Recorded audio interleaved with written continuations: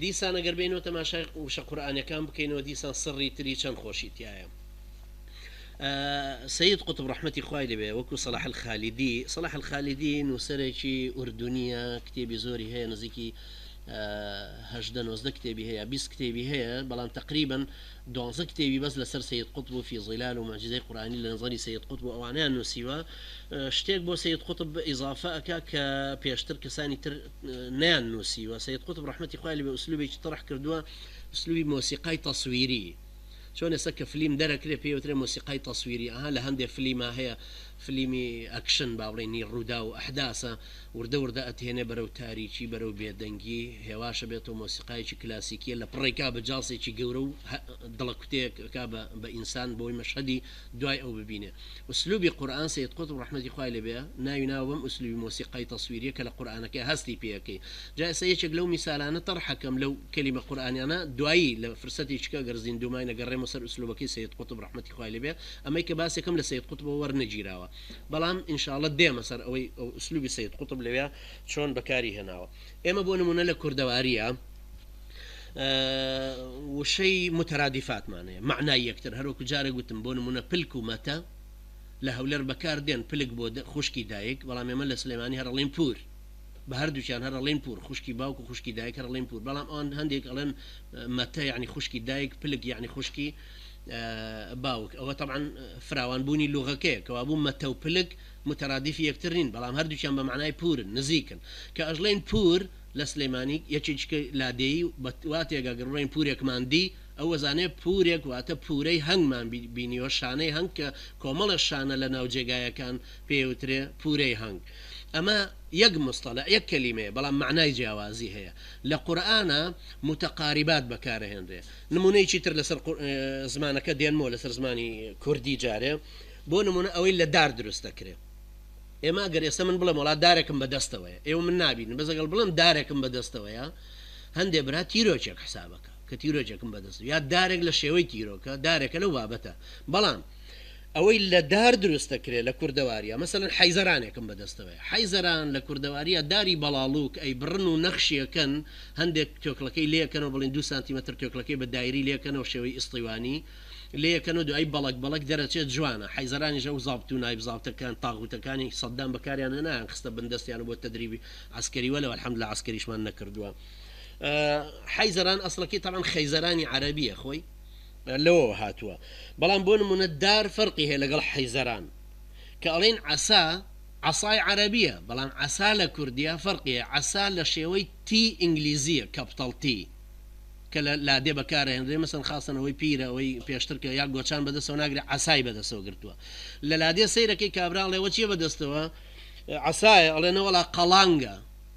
قەڵانگ لە زمانی کوردیا غەیری عەسایە غەیری گۆچانە غەیری گۆپاڵە غەیری کوتەکە غەیری لیسە غەیری ئەم معنانەی تریە قەڵانگ لە شێوەی ئەگەر بنووسین حرفی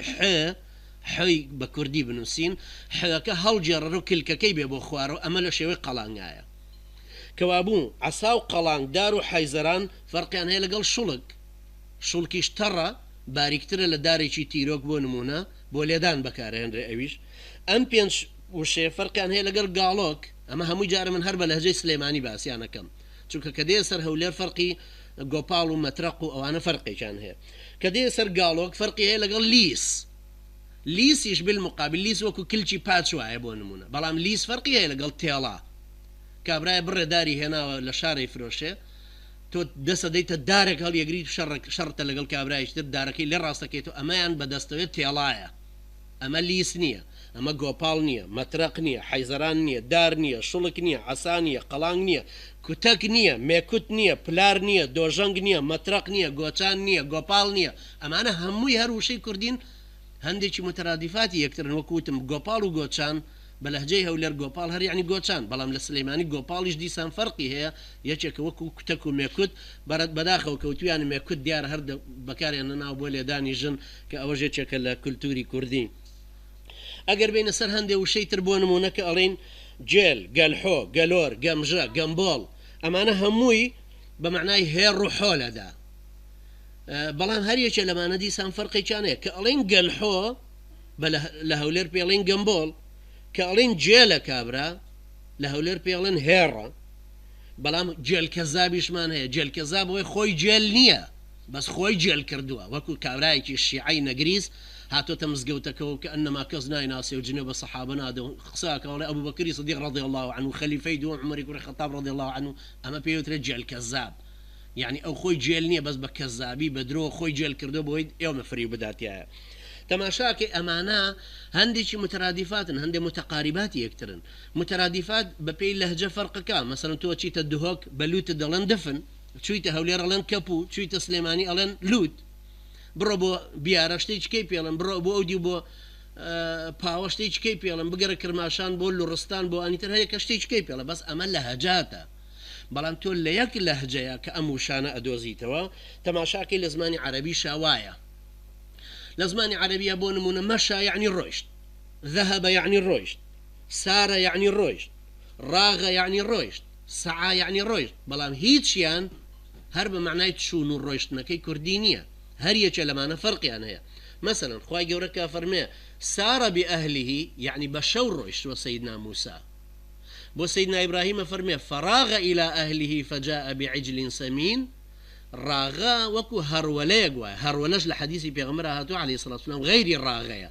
ڕاغە لە هەرولە کەمترە شخصیەتی خۆی ناشێوێنێ پەلەشێتی بۆی خزمەتی میوانەکە بکە زووە چێتەوە بۆ لای میوانەکە بەڵام سعا فەرقی هەیە وجاء رجل من أقصى المدينة رجل يسعى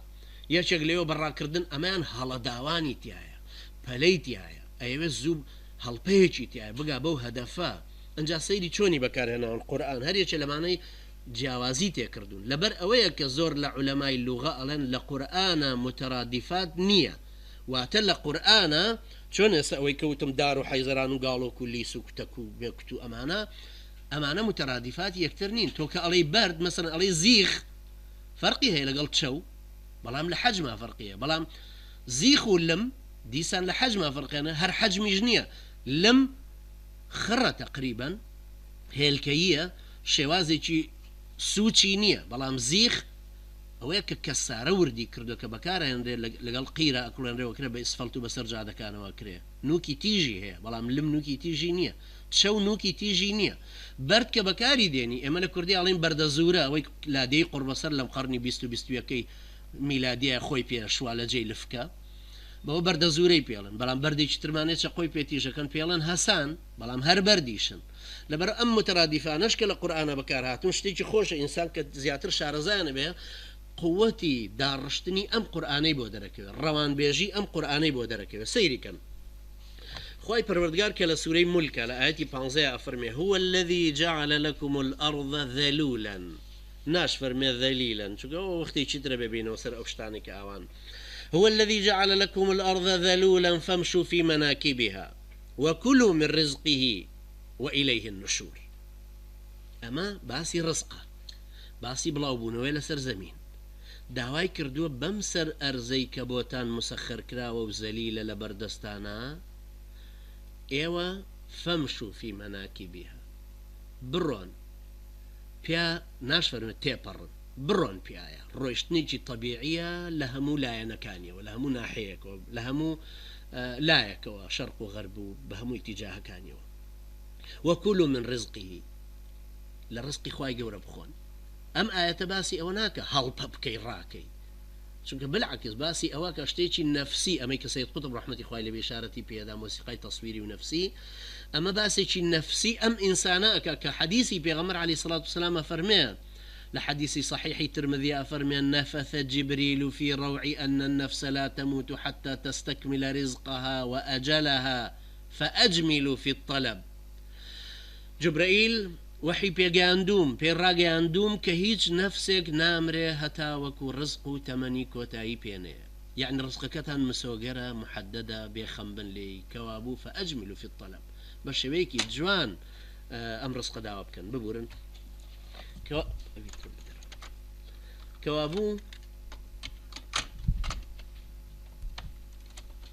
كوابو كافرمي فأجملوا في الطلب واتا فامشوا في مناكبها نافرمي فاسعوا في مناكبها فاسعوا بهلا داوان هاتوي أتي زوب جيت أو هدفا وكوتشون كابرا براكردن هاد مؤمن آل فرعون هاواري كر يا موسى إن الملأ يأتمرون بك ليقتلوك فاخرج إني لك من الناصحين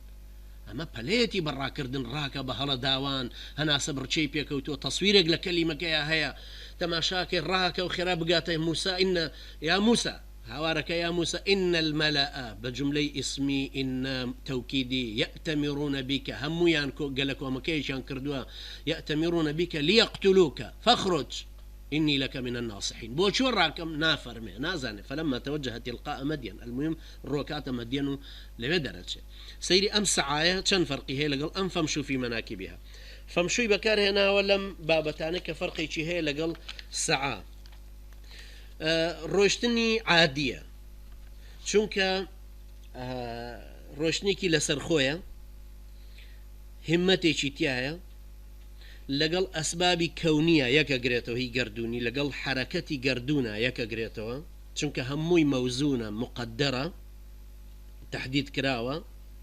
تولى ضمني أو سنوريا حركة دكي كبوت تحديد كراوة أصلا خوي كلمة رزق يعني باش خوتو باشك بود دياري كراوة هري خوي كردي جالية لقناعتي الدينية وكبوي دروز بوالي سري بالرزق لجل خاكويا ميوان رزقي خوي لقل خويتي لبرو ميوان چند مانگ ما بيتو للاي كابراي خانه خويا زجري نكردو جاره بي عيبو تا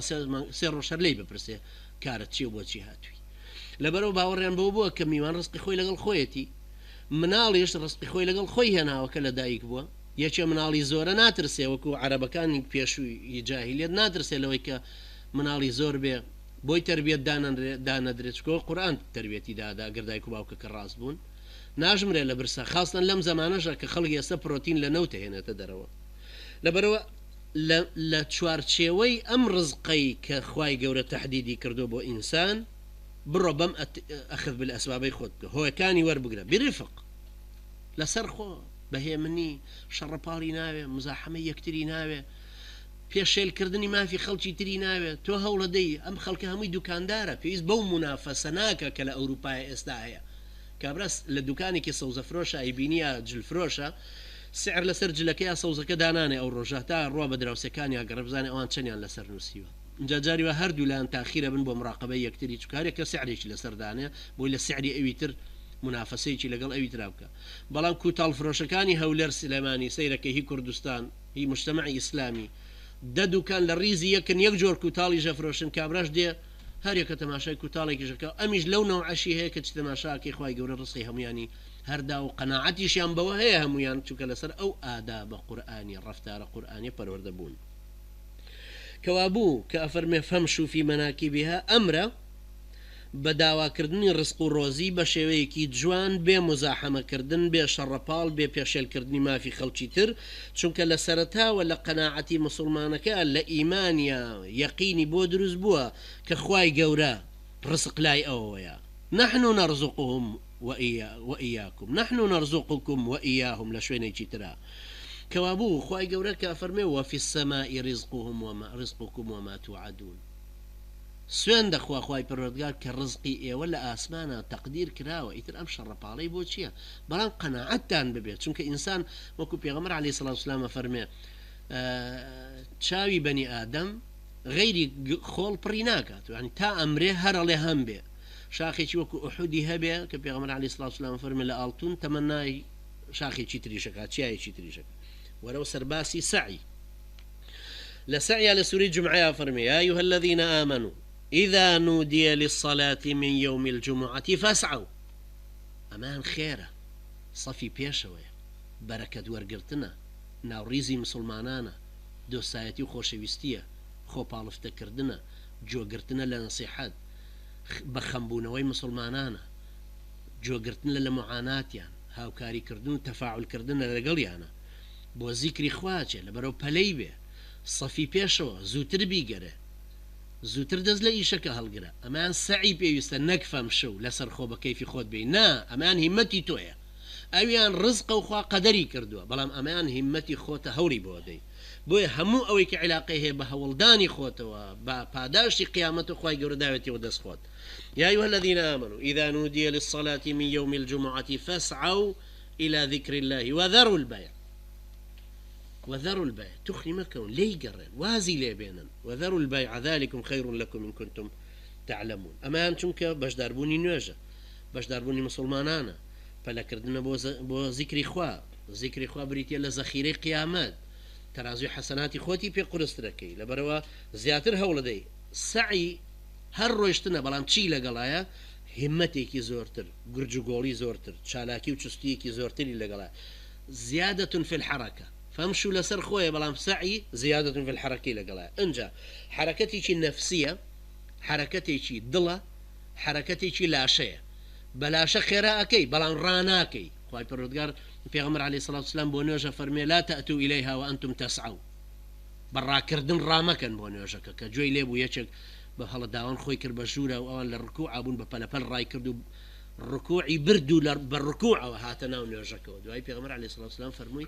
أو بونيوجا فرمي يعني كأنما توزوتر ليدو كانك داخل زوتر ورا بو جماعتك واز لو يشبينا ورا بو جماعتك نكت ولا درقاك وشويت الركوع نيتتنا بالركوع وهاتي بو صفي أخيري نيوجك